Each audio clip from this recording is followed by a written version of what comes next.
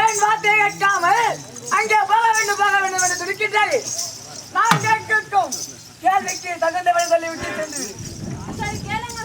ஒரு பெண்ணாக பிறந்தவளுக்கு புகுந்த வீடு சாசனமா அல்லது பிறந்த வீடு சாசனமா?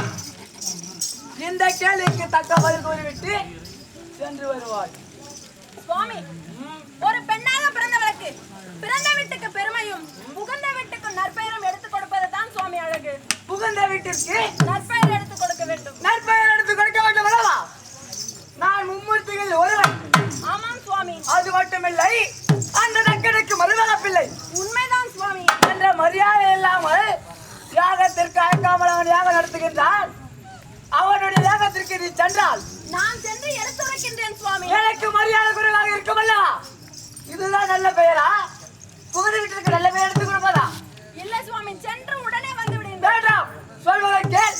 வந்தாமரு சுவாமி,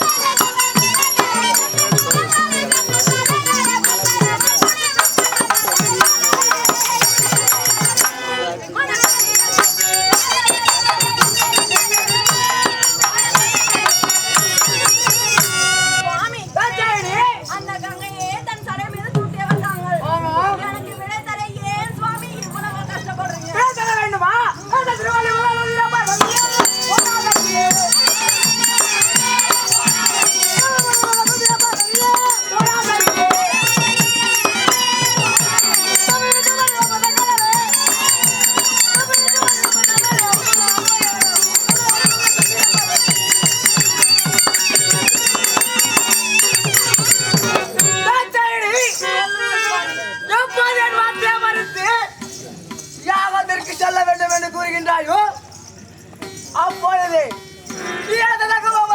சென்று அந்த யாகத்தை நிறுத்தாமன்னும் இந்த கோயிலுக்கு வரக்கூடாது. சுவாமி,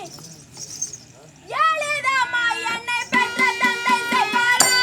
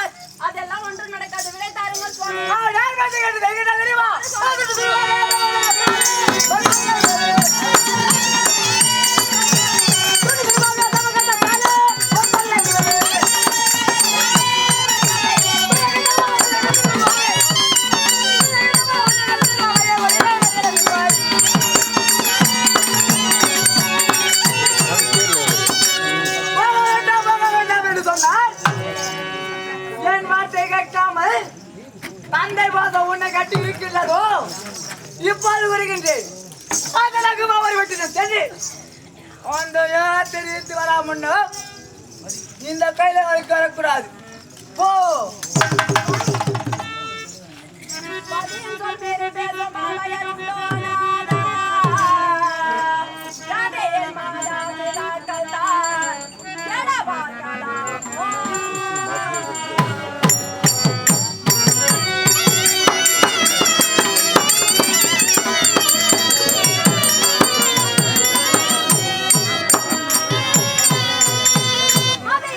மகத்தை மறைக்கிறேன்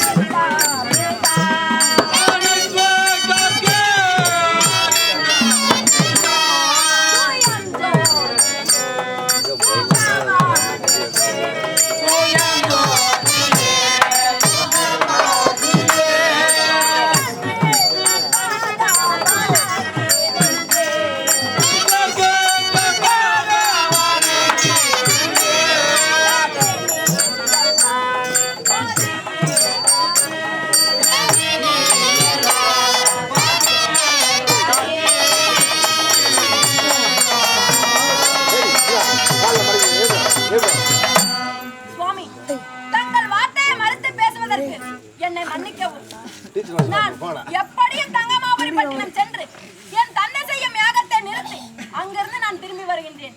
எனக்கு விடை தாருங்கள் சுவாமி. என் வார்த்தைக்கு மறு வார்த்தை கூறிவிட்டாய் அல்லவா? அந்த தங்கமாபுரி பட்டினம் சென்று அந்த யாகத்தை நிறுத்தாமல் நாம் இந்த கைலங்கரைக்கு வரக்கூடாது. போ!